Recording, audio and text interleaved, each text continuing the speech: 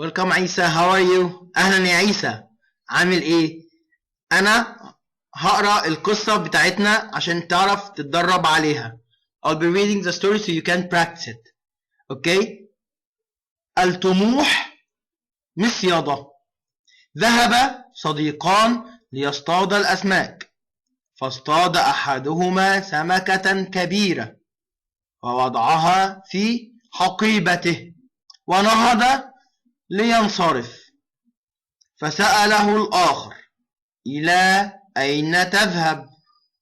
فأجابه الصديق: إلى البيت، فقد اصطدت سمكة كبيرة جدا تكفيني. فرد الرجل: انتظر لتصطاد المزيد من الأسماك الكبيرة مثلي.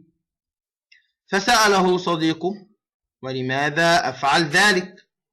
فرد الرجل: عندما تصطاد أكثر من سمكة يمكنك أن تبيعها. فسأله صديقه: ولماذا أفعل هذا؟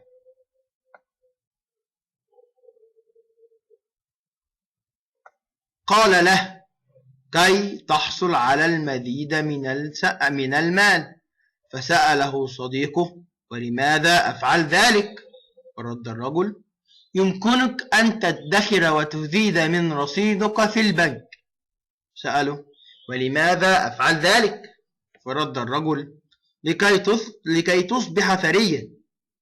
فسأله الصديق: وماذا سأفعل بالثراء؟ فرد الرجل: تستطيع في يوم من الأيام عندما تكبر أن تستمتع بوقتك مع أولادك وزوجتك.